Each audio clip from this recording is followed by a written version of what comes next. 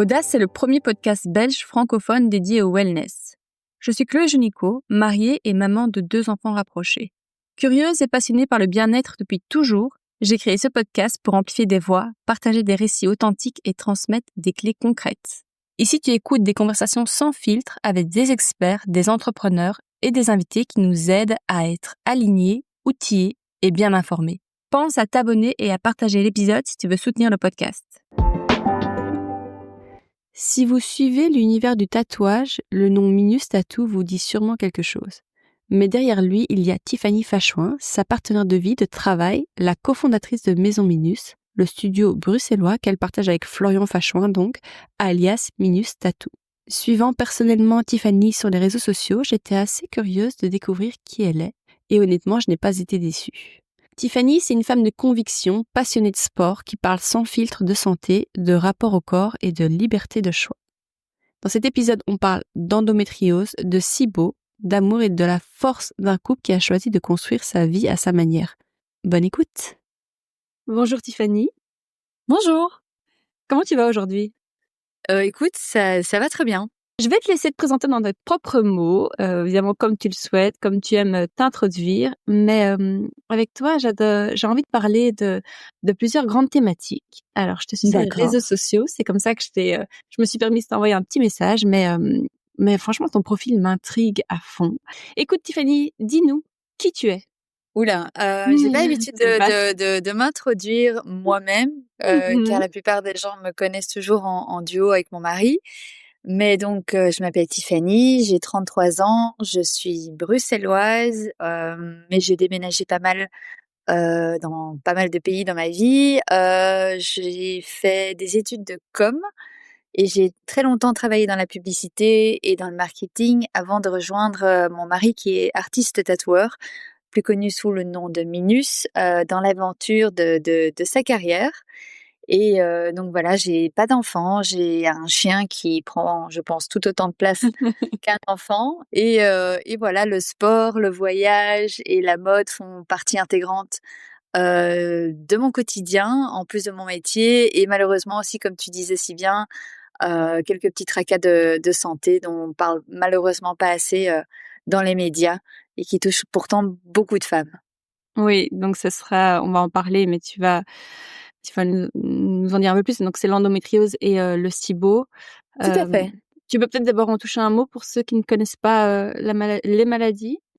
Qu'est-ce que Alors oui, c'est ? l'endométriose, c'est un peu particulier. Je pense que si moi je devais faire l'explication, c'était malheureusement pas très scientifique, mais en gros c'est un souci au niveau de l'utérus chez la femme qui cause pas mal de soucis de santé, de douleurs, des règles extrêmement douloureuses, qui peut aussi parfois provoquer des difficultés à tomber enceinte. Enfin, il y a vraiment une panoplie de chouettes choses qui résultent malheureusement de cette maladie, dont le SIBO. Le SIBO qui est un peu l'intestin irritable et qui a des causes diverses. Donc ça peut être un dérèglement du microbiote intestinal. Mais malheureusement, le SIBO est souvent la conséquence et une pathologie que les gens qui ont l'endométriose ont. Et le SIBO se traite, c'est tout à fait traitable, c'est très très ennuyant à traiter parce que ça a une fâcheuse tendance à revenir et malheureusement, si on a l'endométriose, on a beaucoup plus de chances que ça revienne et que ça reste. Là, moi, il y a quelques jours, j'ai appris que j'étais de nouveau positive au SIBO. Donc, c'est malheureusement quelque chose avec lequel je dois apprendre à vivre parce que l'endométriose ne va pas partir comme ça, sauf opération. Mais bon, il faut encore certaines conditions pour pouvoir être opéré. Enfin, c'est très compliqué et très médical.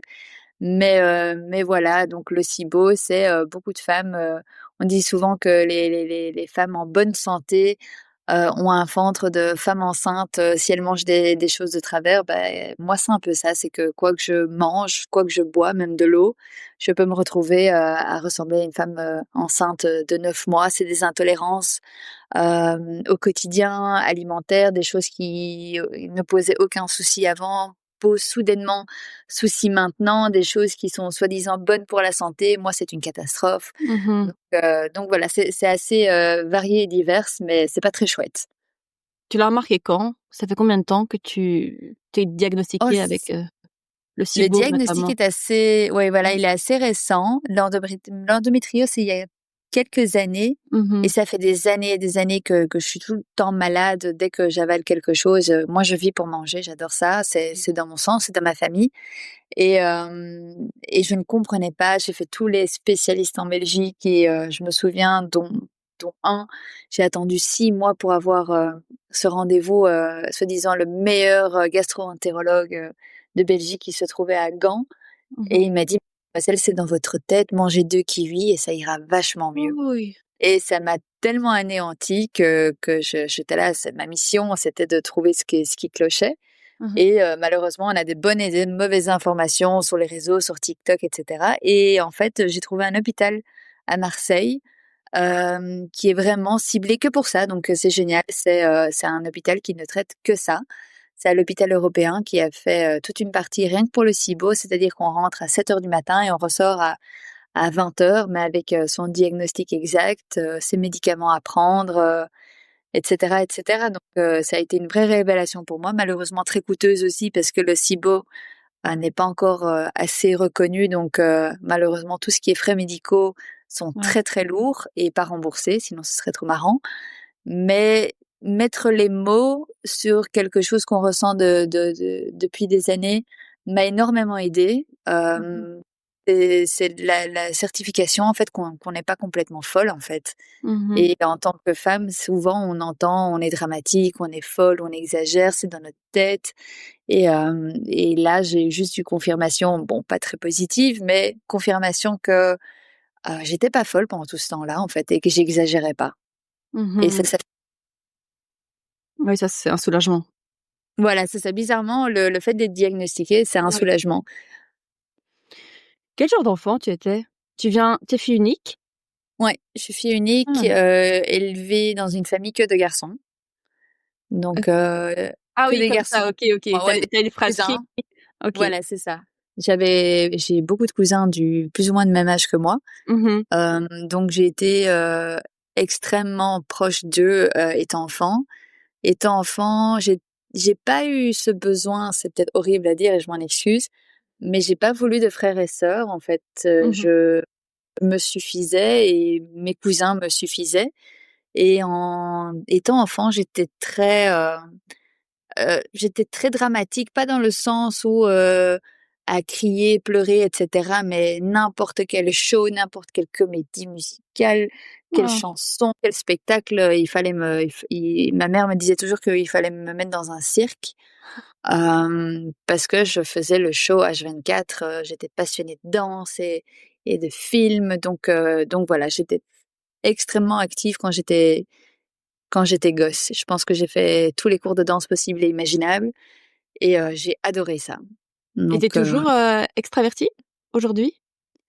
c'est oui, en fait, mon mari dit toujours que je pourrais parler à un arbre pour tenir la conversation. Je suis très extravertie, mais j'ai appris avec l'âge de pas vouloir l'approbation à tout prix. J'étais quelqu'un qui voulait absolument que les gens m'aiment ou Mmh mh. soit enfin être reconnu. Je sais, c'est peut-être un truc d'enfant unique, mais je ne supportais pas qu'il y ait une injustice. Je supporte toujours pas l'injustice, mais je ne comprenais pas qu'on me donne pas ma chance de prouver que j'étais quelqu'un de bien. Alors que Mmh. maintenant, avec le temps, j'ai appris à garder mon énergie, heu, pour, heu, pour la préserver pour des gens qui le méritent et plus avoir cette obsession d'avoir entre guillemets «bonne réputation» ou d'être, paraître sympathique ou de paraître gentil, et cetera, et cetera. Donc je me suis préservée avec l'âge et la maturité, je pense. Mmh mh. Pourquoi te tourner vers des études, publicité, marketing, communication? Tu as fait l'IEX? Non, j'ai fait l'EFEC, Oui. dans le but d'atterrir à l'ICHEC après. Mmh mh. Et malheureusement, le job de mes rêves, de l'époque, enfin malheureusement, enfin pas vraiment, mais c'était ouvert à moi et donc du coup, j'ai sauté sur l'occasion pour entrer dans le monde du travail parce que c'était, la boîte pour laquelle je rêvais de bosser en fait étant plus jeune. Ouais. J'ai très longtemps voulu travailler dans la mode pour Ouais. une école qui s'appelle Parsons et qui est aux États-Unis. Mon père était absolument pas pour ce métier, tout simplement parce qu'il est très terre à terre et les issues dans ce métier sont assez minces. Toute ma famille a été toujours, dans les grosses corporates, c'est-à-dire que mon oncle était chez Apple, le meilleur Mmh. ami d'enfance de mon père était chez Saint-Laurent, puis chez Apple.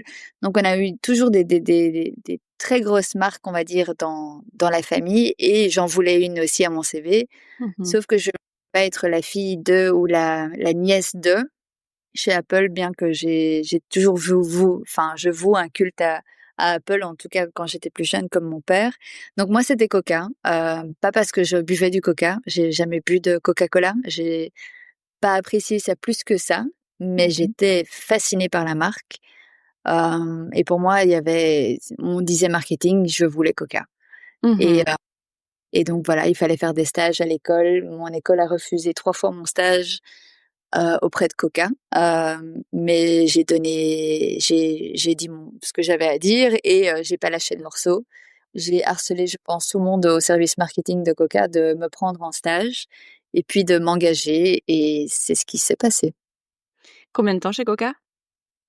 J'ai fait 1 an chez Coca et puis je suis partie chez Deco, chez Mmh. JC Deco, donc toujours dans la pub mais de l'autre côté. Comment t'as rencontré, Florian? Ça arrive quand ça dans ton parcours? Ouh là, Florian, ma rencontre avec Florian est en 2 temps. C'est-à-dire que Florian était dans une école d'art Ouais. avec mon premier amour. Donc, mon premier amour était en école d'art avec Florian et quand on était très, très jeunes, on faisait des sorties. Florian avait le permis, c'était le seul qui avait le permis à l'époque et on allait au cinéma, Florian avec sa copine, moi avec mon copain de l'époque.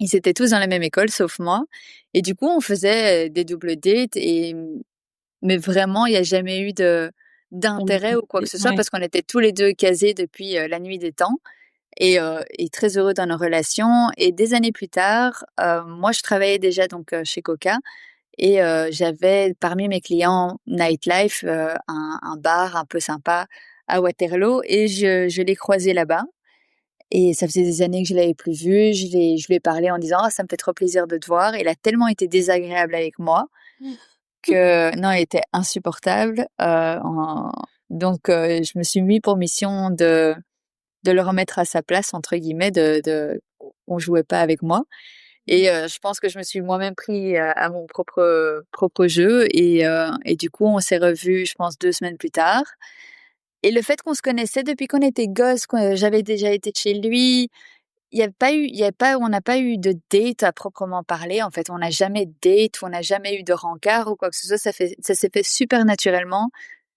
parce que c'était rassurant. On se Mmh. connaissait, il y avait pas de jeu à jouer, on savait qui on était, on connaissait notre passé, et pas ce côté de: «Oh mon Dieu, je vais aller chez lui, je sais pas c'est qui, s'il est bizarre ou pas du tout» et ça s'est fait comme ça. Moi, je suis partie à Singapour pendant quelques semaines et voilà, on est restés en contact et on s'est dit, voilà, c'était bon.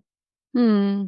Ouais, c'est une belle histoire. Moi, je te rejoins, j'avoue que mon mari aussi, on se connaît depuis des années, mais il y avait plus ce truc de séduire à tout prix. Tu vois? Tu dois plus jouer Ouais, un jeu. En fait, c'est ça. tu connais l'autre avec toutes ses parts aussi, bah, plus dures, plus sombres ou tu vois? Et vice versa, hein. Oui et on peut ouais, Donc voilà, c'est c'est vrai que ça et on c'est devait pas enrober la chose en ouais. disant: «Voilà, je suis tel type de personnalité» parce que en fait, ça faisait 3 ans, on n'avait pas gardé contact ou Mmh. quoi que ce soit, mais on avait quand même une idée générale de qui on était, quoi. Donc Mmh mh. ça, c'est pas devoir se prouver ou de, entre guillemets, «passer un entretien d'embauche», d'être assez désirable ou enfin, Ouais, je non, vois. c'était chouette parce que comme on s'est vu avec aucun intérêt amoureux, ben, en fait, on n'avait pas besoin de se prouver quoi que ce soit ou de jouer un jeu de: «Je mets 3 heures à répondre, mais sinon ça fait trop désespéré». Enfin, Mmh. on n'a Ouais. pas joué à ça et c'était rafraîchissant et ça je pensais pas, je pense que ni lui ni moi on s'attendait à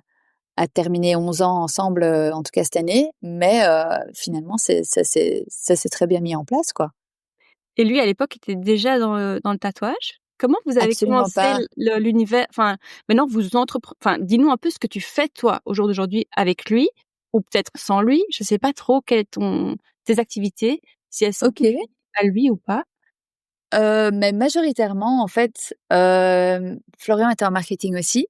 Ah Il a voilà. fait donc il a fait l'école d'art. Ouais. Malheureusement, l'école d'art, même chose un peu que la mode, c'est-à-dire, c'est difficile de trouver un bon métier, un métier qui paye ou dans le graphisme ou quoi que ce soit. Donc, il a fait entre guillemets ce que tout le monde faisait, c'est atterrir dans le marketing. Je pense qu'il y a vraiment eu une mode, début 2000, d'atterrir dans le marketing quand on savait pas ce qu'on voulait dans la vie.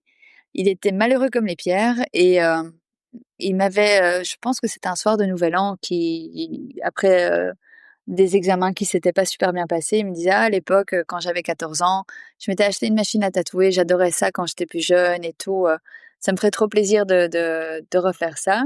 Mais lui était étudiant, moi je travaillais déjà et une machine à tatouer, ça coûtait, je pense, 1 500 €, ce qui Mmh. était un énorme budget et je lui avais dit: «OK, je veux bien te l'offrir, mais tu te mets à fond». Et ça a été mais inné quoi, donc en 6 mois, il était parti, il a créé sa carrière. Moi, j'ai gardé ma carrière, dans la pub parce que j'adorais mon métier, j'adorais, l'équipe, dans laquelle je bossais Mmh. et il s'est fait directement, engager à l'étranger.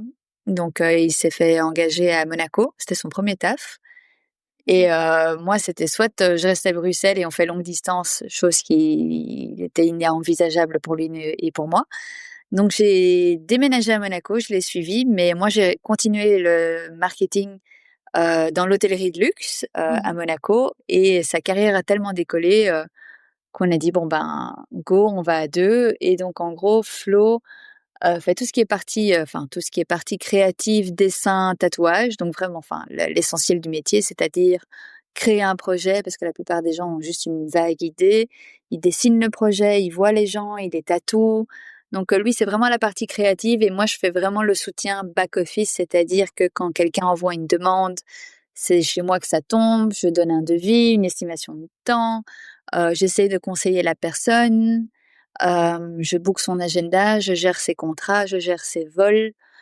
Donc voilà, donc tout ce qui est créatif et joli, c'est lui et tout ce qui est entre guillemets plus corporate ou Oui, plus factuel, administratif, c'est ouais. moi. Voilà, c'est ça. Donc on Et fait vraiment un métier totalement différent, mais on travaille ensemble H24. Mais pourtant, moi je ne sais pas dessiner et lui ne sait pas faire ma compta, donc c'est c'est mmh. c'est vraiment un bon partenariat. Oui, j'allais dire, toi, tu ne fais pas de tatou? J'ai appris, Mmh. Covid est passé par là. Mmh, j'ai appris, tout simplement parce qu'à la base, il voulait des tatouages et on était un peu bloqués en Belgique et on pouvait pas travailler parce qu'on était métier de contact. Donc il m'a littéralement entraînée à faire son métier pour que je puisse le tatouer. Donc je sais parfaitement le faire, du moins je savais parfaitement le faire. Mais j'ai pas voulu continuer pour la simple et bonne raison, c'est que Florian a vraiment un background artistique, Ouais. c'est-à-dire qu'elle peut dessiner et moi je trouve qu'il y a tellement de tatoueurs sur le marché qui sont on appelle ça moi j'appelle ça des tatoueurs Pinterest, Mmh. qui peuvent reproduire une image et je ne voulais pas être une énième, dans cette liste-là, alors qu'il y a des vrais artistes. Pour moi, c'est un vrai métier d'artiste, de pouvoir dessiner, de pouvoir retranscrire une émotion ou une idée très vague d'une personne et je voulais pas faire entre guillemets «une concurrence facile» à ça, alors que j'ai beaucoup trop d'estime pour son travail à lui, pour moi dire: «Ah je sais tatouer les gens». Oui, forcément, je sais le faire, mais il faut pas me demander de modifier un dessin parce que je suis incapable de le faire et on parle de ça avant, l'IA qui faisait des projets de A à Z. Mmh. Donc voilà, j'ai préféré être, son assistante plutôt que sa collègue, de travail. Ouais, mais assistante, je trouve que ça rend pas justice, dans le sens où moi je trouve que vous êtes un vrai duo. Tant tu vois là, tu regardes la page, sa page Insta, tu vois tout le Ouais, travail qu'il y a derrière et ça, je vois ton marketing, ta com, enfin vous 2 vous il est faites très, très doué en com aussi, hein. ouais, Il a pas il a peut-être détesté ses études de marketing, mais il a l'œil il a aussi. il a vraiment un œil, il y a rien à faire quand on a un œil artistique Mmh. et la DA, on sait à quoi sa page veut ressembler, l'image et cetera. Il est très, très, très doué. Moi, je suis juste, hem là en soutien Mmh. de sa page qui cartonne et je suis trop contente. Donc c'est vraiment un duo, mais en plus de tatouer, honnêtement, il a vraiment un œil pour les réseaux sociaux. Il fait ça très très bien. C'est beau comment tu parles de lui. Il a tatoué aussi des grandes personnalités, c'est vrai? Ça sent Oh, l'amour. Il ok, a c'est génial. Non, je trouve vraiment. Il a tatoué aussi des grandes personnalités, je Oui. pense à des grandes influenceuses. Est-ce que ça l'a aidé dans sa carrière? J'imagine que oui, ça a donné un gros kick. Hem, la Il y a personne qui lui Joséphine, avait donné, ouais, ouais. voilà, effectivement, ça a été un énorme kick tout simplement parce que ce tatouage a été tellement viral. C'était un petit fusil dans l'intérieur, Oui. du doigt et ça s'est vraiment fait entre guillemets, très naturellement, pas du tout en mode collaboration. C'était pas du tout une collaboration, c'est ça qui est assez hallucinant. C'est que, Florian parlait à Joséphine, mais l'influence était beaucoup plus accessible. C'est-à-dire que c'était plus naturel, enfin, on communiquait plus facilement avec, des gros influenceurs à l'époque que maintenant. Elle nous a fait voler, chez elle, à Copenhague, nous a ouvert la porte, il l'a tatoué, chez elle, tout tranquillement. Il y avait aucune obligation de quoi que ce soit, il y avait aucun partenariat de décider ni quoi que ce soit et ça a fait un boom énorme, les magazines en ont parlé, les réseaux en ont parlé et du coup c'est vrai que ça a énormément aidé sa carrière à l'international. Donc c'était un beau lancement et de manière super naturelle et chouette, quoi. Mmh. Et toi, dans tout ça, dans tout ça, les réseaux, heu, Ouais. quand est-ce que tu as commencé à t'y mettre? Est-ce que c'est et quel est le but, la mission? Tu aimes partager ou tu vois vraiment un business derrière? Déjà moi Mmh. je sais pas si c'est un avantage, mais c'est pas mon core business. Ouais. L'influ c'est pas mon métier. J'ai commencé la page à la base, ça s'appelait Ladies Ambassadors pendant très, très Mmh. longtemps et c'était avec Florian et on l'avait créé à 2 et à la base, on voulait même pas montrer notre tête ni quoi que ce soit. C'était juste des choses, qu'on aimait partager, que ce soit des choses esthétiques, des belles choses et nous, petit à petit. Mais c'est ce que j'ai toujours dit, c'est que j'ai une approche avec Instagram qui, moi, me plaît et me convient. C'est que demain, ça s'arrête. Ce serait triste parce que ça reste un album photo souvenir, en fait, Mmh. d'années qu'on a passé à faire des chouettes choses. Mais ça s'arrête demain. C'est pas dramatique. C'est pas mon métier. Mon quotidien ne va pas en pâtir. Notre métier, c'est le tatouage et forcément, les réseaux aident énormément maintenant dans tout ce qui est tatouage, et dans un business en général. Mais c'est pas notre core business de l'influence et j'ai une campagne en plus ou en moins que quelqu'un d'autre qui a le même type de profil que moi, ben, je suis très contente pour la personne. Je vais pas, je vais pas me battre pour avoir un contrat plus qu'un autre, si ça me convient pas, en fait, tout simplement. Donc, je le prends avec un grain de sel. J'adore ça et tant que j'adore ça, je serai ravie de partager, notre quotidien ou mon quotidien ou juste les choses que j'aime en général Mmh. et ça s'arrête là, bah, c'est pas dramatique, quoi. Et comment tu gères, toi, l'équilibre entre, t ton authenticité, enfin qui tu es et l'image sur les réseaux? Est-ce qu'il y a des choses que tu t'autorises pas à partager, peut-être pour toi ou pour ton couple ou ta famille? Non, je pense Ouais. on est assez Mmh. enfin, je veux dire, j'ai jamais vraiment réfléchi j'ai jamais fait de réelles barrières. Je pense qu'on y pense aussi plus facilement quand on a des enfants. Je pense que Mmh. les enfants ont plus cette démarche et cette réflexion de, voilà, est-ce que je l'expose ou pas? J'ai pas ce cas de figure. Donc, je pense la seule chose que je me retiens, c'est que je pense que quand on a un coup de gueule de quelque chose qui se passe Ouais. bien ou pas bien ou moi, j'ai réfléchi à 2 fois dans le sens où on aurait tendance à râler sur quelque chose en disant: «Oh putain, ça s'est pas bien passé» ou quoi que ce soit.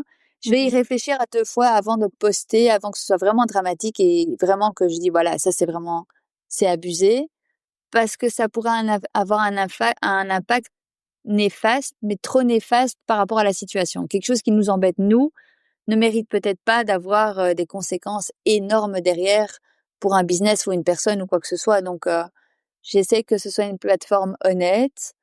Il y a des jours avec, il y a des jours sans. On dit pas toujours, c'est ce que je dis toujours aux gens en fait, on poste ce qui est beau, ce qui est Mmh. fun. On poste pas en fait les soirées où on est dans notre canapé, à manger un truc, un spaghette, super simple. Enfin, tout simplement parce que 1, ça intéresse moins et parce que des fois, on n'a juste pas envie de raconter sa soirée. Donc, les jeunes générations maintenant, les très jeunes générations ont du mal à se rendre compte que tout est éditorial. C'est un magazine, mais en ligne, entre guillemets. C'est une DA qu'on crée, c'est une image qu'on crée, tout est authentique, mais je vais pas parler H24 ou tous mes états d'esprit H24 de ma journée, en fait. J'ai Mhm. jamais un rôle, mais on va peut-être pas voir toutes mes humeurs de la journée sur ma page parce que ça a pas de sens, en fait. Mhm. Tu parlais justement du fait que quand on est maman, parfois on n'affiche pas forcément ses enfants. Mhm. En tout cas, c'est un questionnement qu'on a et je te rejoins. Moi, j'ai 2 enfants et je te rejoins totalement sur ces questions-là Ouais. qui sont très présentes pour mon mari et moi. Toi, sur un de tes posts Insta, justement, tu disais que t'étais pas maman et que c'était OK. Non. Tu peux nous dé C'était, Oui? oui, oui, pas de souci. Ma démarche derrière ça, c'est, en fait, je sais pas, quand j'étais jeune et même avec mon mari, on n'était pas contre d'avoir des enfants. Quand on s'est connus, en fait, c'est bizarre. Je dirais pas qu'on était matrixés, mais c'était tellement normal de se dire. Déjà, on voulait pas se marier. C'était Mmh. à l'opposé de ce qu'on voulait dans la vie. On n'avait aucune ambition d'être mariés, ni de se marier nous-mêmes. Moi, j'ai jamais rêvé d'une robe blanche ou d'un grand mariage. Enfin, ça n'a jamais été ma came, mais quand j'étais plus jeune, je me suis toujours occupée d'enfants. J'ai toujours été entourée d'enfants. J'ai fait du babysitting toute ma jeunesse. J'ai adoré ça. C'était mes petits. C'est comme si j'avais plein de nièces et plein de neveux. J'adorais ça. Donc, ça me paraissait normal d'avoir des enfants. On avait même, je pense, au début de notre relation, les noms qu'on donnerait à nos enfants si on en avait. Mmh. Mais on s'est rendu compte, en fait, avec le temps, qu'en dehors de la curiosité de se dire: «Ah, toi plus moi, ça donnerait quoi?»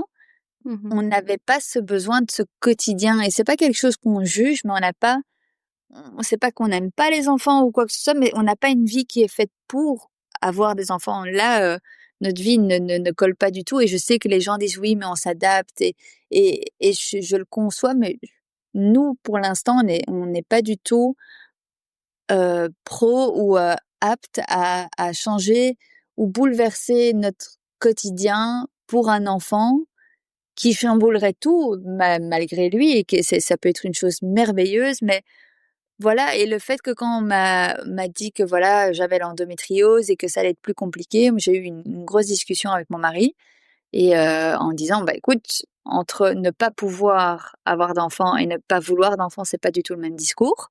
Mmh. Et la seule chose qu'il m'a dit, mais il dit: «Moi, du moment que toi tu vas bien, le reste, je Mmh. m'en balance et comme de l'an 40». Et ça a été la je pense une des meilleures choses et une des plus belles choses qu'il m'ait dites parce que son naturel à la question et sa facilité de réponse, que c'était absolument enfin que ça le il comprenait même pas pourquoi, j'étais triste en train de pleurer parce que voilà, ça avait aucun sens pour lui. Ça m'a tellement fait du bien et et c'était pour moi la meilleure déclaration en fait. OK, on est très, très bien ensemble et on se suffit, en fait. Et que les gens veulent des enfants, mais je suis tellement heureuse pour eux, mais nous, on se suffit, voilà. Pas qu'un couple ne se suffit pas s'ils ont pas d'enfants, mais genre nous, on est bien. On a envie de Mmh. partir demain, on doit aller bosser là ou quoi que ce soit, bah, ça nous va et je sais que si j'ai pas d'enfants dans le futur, bah, je serai tout aussi heureuse et je j'aurais pas moins de valeur en tant que femme Mmh. que si j'avais un enfant et que j'avais entre guillemets, produit quelque chose pour la société ou pour Mmh. la quoi que ce soit, quoi. J'ai pas ce besoin. C'est hyper honnête de le dire. Je pense qu'il y a beaucoup de personnes qui le pensent, mais c'est vrai de faire le cap de le dire et de l'assumer. Est-ce que tu ressens une pression sociale? On l on a de temps en temps des remarques. Après, tout le monde autour de nous le sait, Mmh. mais en pas en tant qu'homme, c'est bizarre, mais en tant que femme, on a toujours la remarque, c'est: «Ah, qu'est-ce qui cloche?» entre guillemets. «Ah, tu sais pas en avoir?» enfin, Ouais, déjà, j'ai pas envie ouais, de c'est ça, forcément te raconter ma vie. vraiment. Mais je préfère dire aux gens: «Mais en fait, non, c'est un choix et on» c'est bizarre, mais en tant qu'homme, c'est tout à fait assumé. C'est: «Ah OK, le gars, il veut pas d'enfant, c'est génial», et on le regarde limite comme un sex symbole, à 50 ans, pas d'enfant, waouh, trop beau, trop sexy.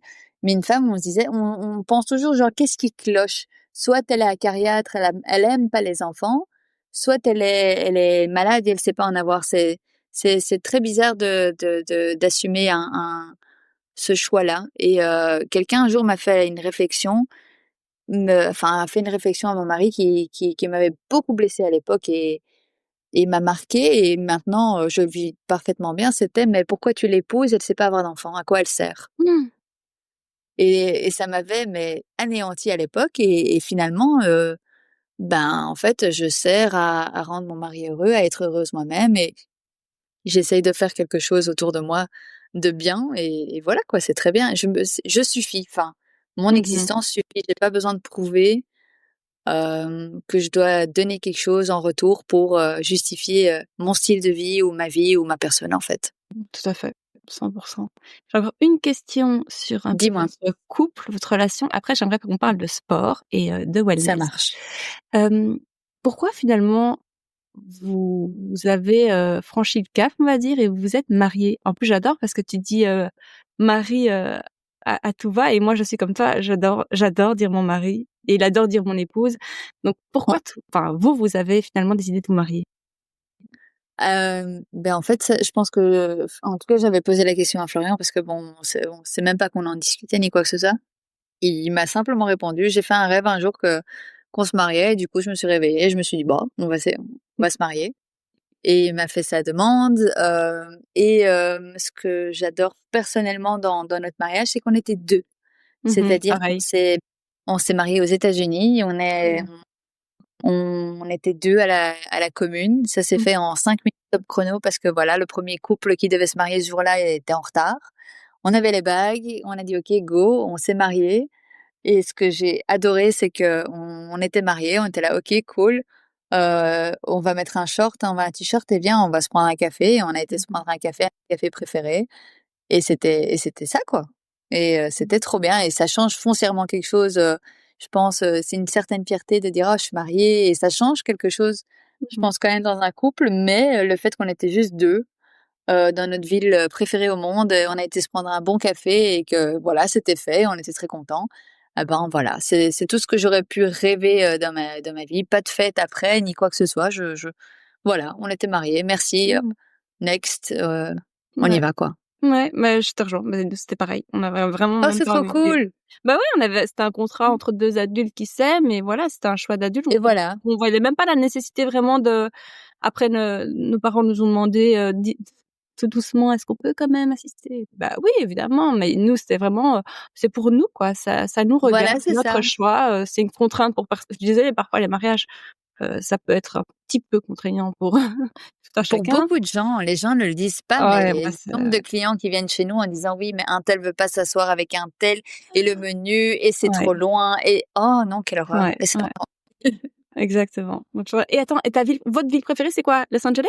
Ou Las Vegas? Los Non. Angeles Ah, c'est et Las non, Vegas. non, pas Vegas, mais Ah Los oui. Angeles et pour la petite histoire, on adorait New York parce qu'on a beaucoup d'amis à New York et on voulait se marier là-bas, sauf qu'on a eu des un entourage très gentil, hein, honnêtement, c'était adorable, qui disait: «Oh génial, on va vous suivre à New York, comme ça vous nous faites visiter» et cetera et ça m'a Ouais, foutu nous. le cafard. J'étais là: «Mais laissez-moi tranquille» et donc on s'est mariés à Los Angeles et on était sûrs que c'était trop loin pour tout le monde Ouais, et c'était très, très bien comme ça.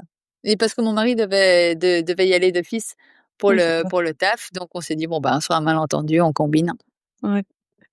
Alors Voilà. le sport aujourd'hui, tu fais énormément de sport. Donc j'ai remarqué en tout cas la course à pied et le vélo. Je sais pas si tu nages Ouais. aussi dans le duathlon ou triathlon?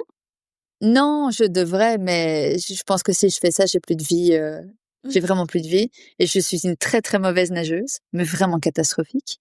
Ouais. Donc non, j'ai le Pilates en plus Mmh. et voilà. C'est déjà pas mal. Alors qu'est-ce que ça représente pour toi le sport? Pourquoi autant de sport? Bah, je pense que le sport a toujours été super présent dans ma vie. Étant gosse, je pense que j'étais à 8 ou 9 heures de danse, par, semaine. Donc, Mmh. en plus de l'école, c'était quand même pas mal à gérer, ma pauvre mère, elle a dû me balader, dans la Belgique entière entre les compétitions, les bazars et les machins et en grandissant, la danse, c'était plus compliqué parce que j'ai trop dansé dans ma vie pour faire un cours adulte, Mmh. bonne ambiance ou entre guillemets, c'était pas assez compétitif, mais voilà, pas assez pour faire carrière et pas dans l'ambition de faire carrière. Et quand j'ai connu Florian, Florian était, extrêmement impliqué dans le bodybuilding et c'était un athlète, phénoménal en bodybuilding, mais qui a voulu retourner, au vélo Et donc lui, il a fait son petit chemin de ce côté-là. Et en fait, j'ai pris la course à pied parce que je déteste courir. J'ai toujours détesté courir. J'étais une quille à l'école pour courir. Ça a été vraiment ma bête noire. Le 2400 mètres, c'était un examen qu'on devait passer au collège. C'était horrible. Et j'ai voulu me prouver, en fait, quand j'ai appris que j'étais malade, j'étais là, bon, bah, il va falloir que je reprenne d'une manière ou d'une autre le contrôle sur moi-même.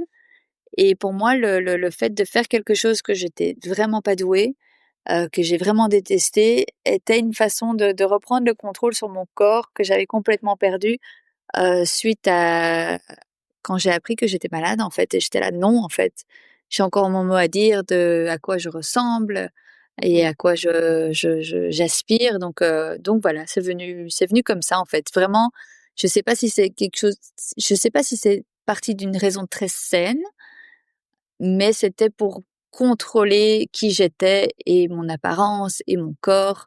Et donc c'est parti de là. C'est devenu une passion, mais c'est vraiment parti d'un besoin de contrôle de moi-même, en fait.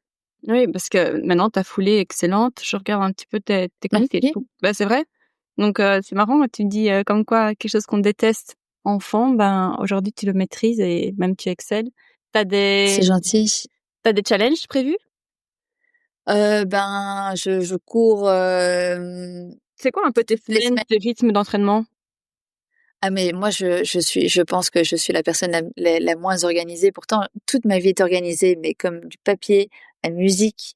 Mais la course, c'est vraiment en fonction de la météo, de là où je suis. Et le problème, c'est que comme on voyage, enfin on Mmh. a une chance de voyager énormément, il y a des fois des pays où j'ose pas aller courir tôt le matin. Moi je suis quelqu'un qui fait du sport à 5-6 heures du matin parce que j'adore ça, le calme, la tranquillité.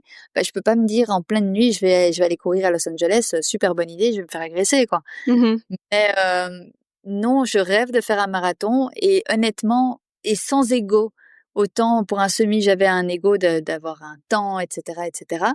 Et j'ai juste envie de, une fois dans ma vie, faire un marathon, que je le fasse en 3 heures ou en 5. Bon, j'espère pas 5, mais j'ai juste envie de dire: «Voilà, j'ai réussi à faire un marathon dans ma vie». Mais je pense que, en tout cas, j'ai 33 ans et je pense que tellement de gens traversent cette crise de la trentaine, en mode, «Je vais faire un marathon». Bah, je pense que je suis un peu, un cliché, parmi Non. tant d'autres, qui veulent faire un marathon, à leurs 30 ans, quoi. C'est un peu notre crise de trentenaire, quoi.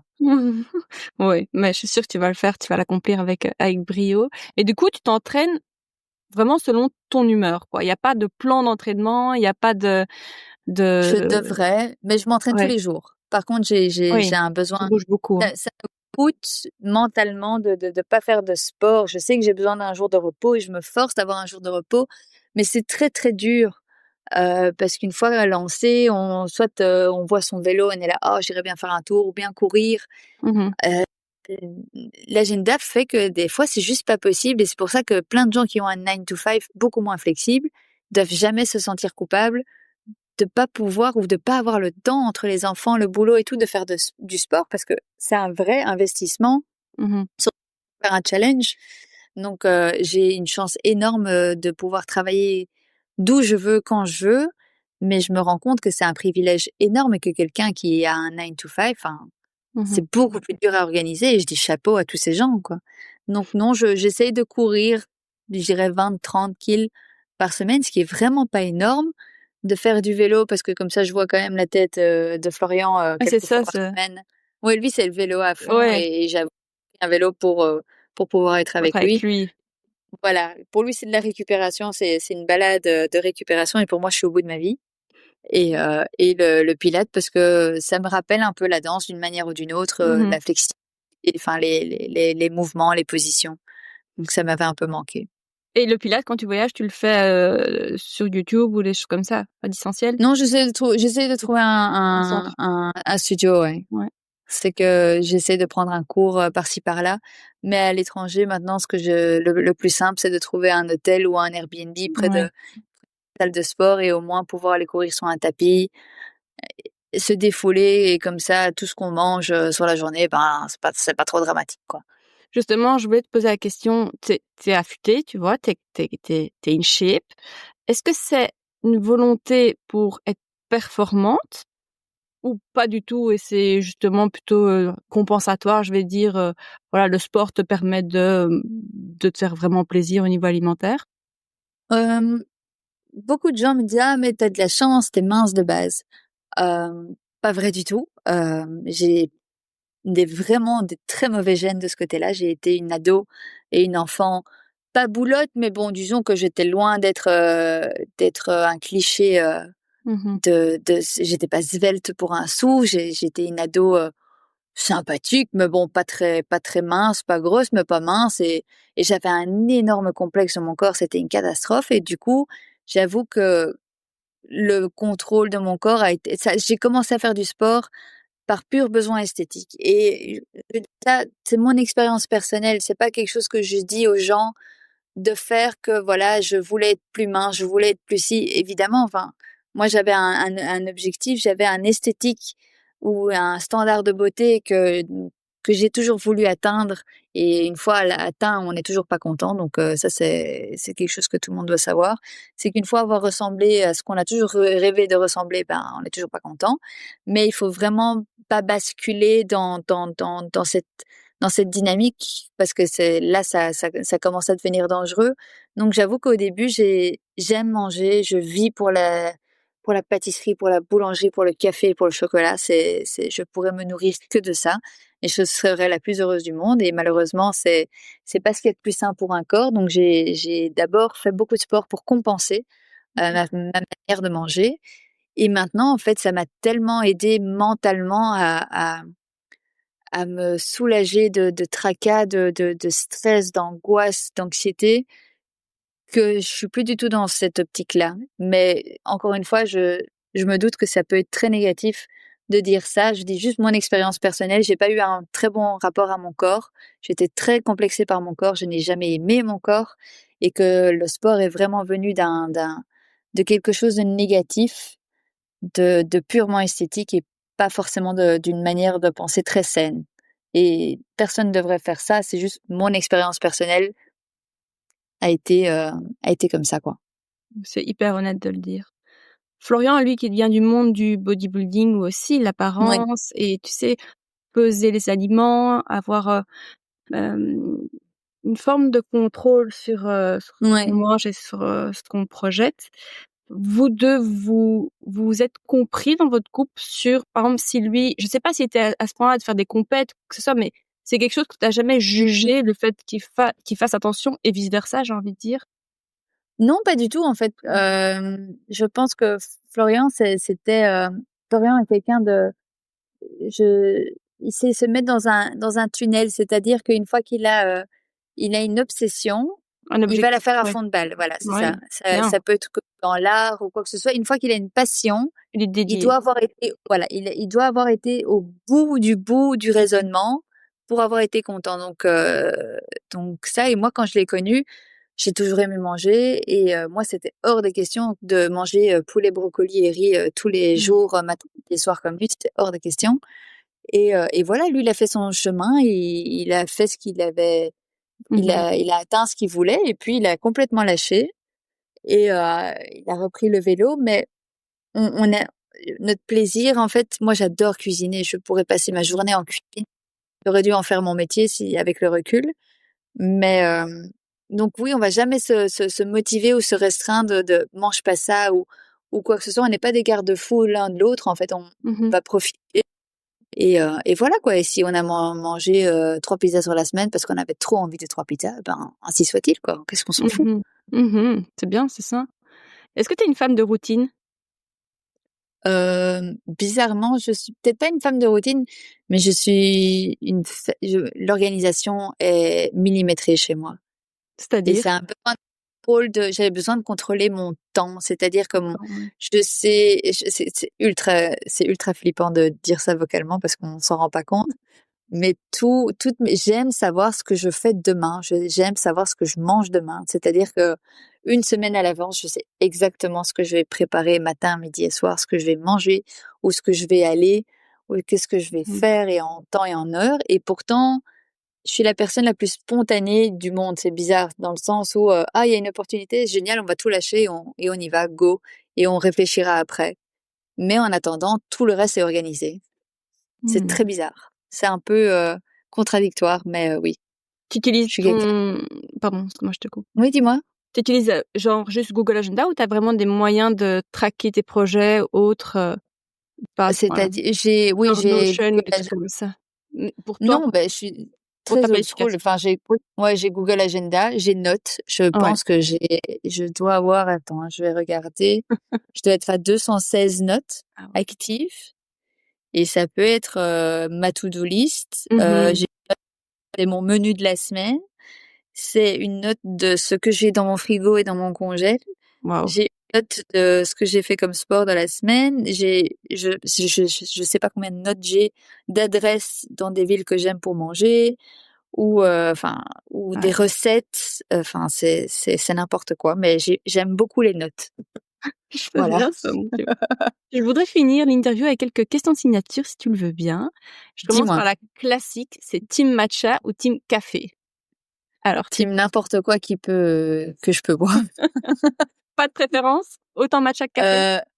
Heu, je trouve que les gens qui disent que le matcha est dégueulasse n'ont pas bu un bon matcha dans la vie, mais bon, Mmh. bref, c'est Dangereux. encore un autre débat. Je pourrais je préférerais toujours un café, toujours avec, un lait, n'importe lequel du moment qu'il y a pas de lactose Mmh. et je bois du matcha parce que je trouve ça très bon, mais surtout parce que je dois à un moment donné limiter ma consommation de café parce que sinon, mon café, je pense que je serais facilement à 6-7. Si ça avait Mmh. pas de conséquences sur mon corps, honnêtement, ce serait mon eau. Oui. Si je pouvais, honnêtement. La place de l'image, de l'argent et de la nourriture dans ta vie. Bon, la nourriture, on en a pas mal parlé, donc je dirais plutôt Ouais. l'image, la place de l'image et de l'argent pour toi. L'argent, c'est très bizarre à dire ça, mais on y croit ou on n'y croit pas. Mais bon, voilà, il y a les signes astrologiques et je suis Taureau, ascendant Taureau. Voilà, Mmh. c'est comme ça. Je suis là un pur produit, de mon signe astrologique, qu'on y croit ou qu'on n'y croit pas. Et on a besoin pour moi, l'argent, c'est plus un moyen de stabilité. Je suis quelqu'un de, comme tu disais, la routine, et cetera. Et pour moi, une stabilité financière est une obsession. C'est pas de gagner de l'argent à tout prix ou quoi que ce soit, mais d'avoir une stabilité financière pour moi, de savoir que je vais pas avoir des soucis demain. Mmh. Eh ben, c'est primordial. Donc, je pense que c'est plutôt une obsession vitale, en tout cas pour Mmh. un taureau et pour moi. Donc, c'est plus être rassuré de, OK, tout va bien se passer. OK, et Donc, tu j'ai eu investis ton une argent? oui, mais j'ai mon père qui s'occupe de ça, Ouais, honnêtement, parce que je OK, suis une OK, qui monumentale. Mon OK. père, c'est une passion monumentale. Moi, j'ai horreur de ça. J'ai étudié ça, enfin non, c'est la bourse, tout ça, c'est vraiment pas mon dada.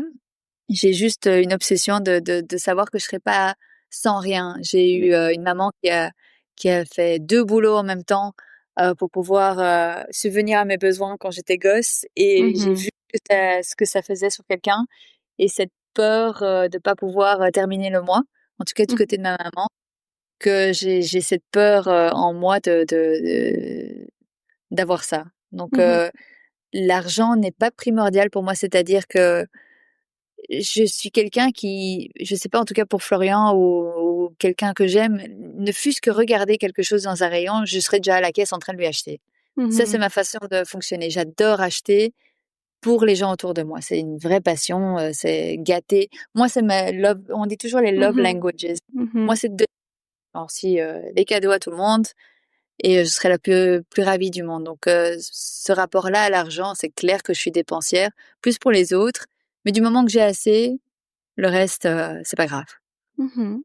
La place de Et l'image. Oui. de l'image, bah, bizarrement avec les réseaux sociaux, de dire que qu'on ne prête pas attention à l'image, ce serait un peu hypocrite de ma part et de toute personne, d'influence, de dire ça.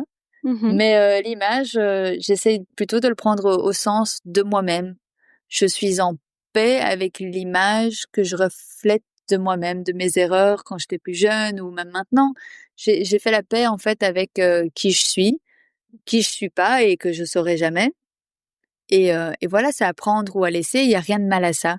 Mais je suis en paix avec qui je suis et que l'image de certaines personnes ont de moi, qu'elle soit vraie ou fausse, ben, c'est leur réalité, c'est plus la mienne. Mmh. Voilà. Est-ce que tu as un produit beauté, bien-être dont tu ne pourrais plus te passer aujourd'hui? Ça Oh, peut il être y en a aussi des compléments tellement. alimentaires, je sais pas si tu prends des électrolytes, si tu je sais pas. Oh mon Dieu, je suis une pharmacie.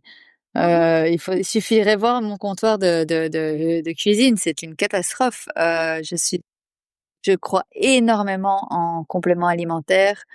J'ai d'ailleurs une note pour ça aussi de quand J'imagine prendre bien. quoi et pas combiner certaines choses qui ne vont pas ensemble. Bon, déjà le SIBO me force à prendre des certains Mmh mh. compléments alimentaires de tous les jours, donc c'est plus un besoin, entre guillemets «vital» et de santé, Mmh. plutôt que d'autres choses. Produits de soins, je suis quelqu'un qui fait peur dans l'avion, qui met toujours des masques, des sheet masques dans l'avion et je fais peur à tout le monde et je m'en bats mais les steaks, mais comme jamais. Malheureusement, j'ai un mari qui est très timide et Ah qui a ouais? honte de moi. Ouais, c'est une catastrophe. Il est très, très, très timide et il y a sa femme à côté de lui, qui a un masque, soit noir, et qui fait peur à tout le monde, mais qui tient à son hydratation, pour ses 12 heures de vol qui va pas atterrir avec une sale tête. Ouais. Heu, donc ça c'est certain. J'ai diminué le maquillage à travers les années, donc moi vraiment des plus des marques. J'ai vraiment des marques qui fonctionnent super bien sur ma peau à moi et que j'adore et que je changerais pour rien au monde et des électrolytes, oui, forcément, ça fait partie de la routine, hydratation, collagène, j'en passe et des meilleurs.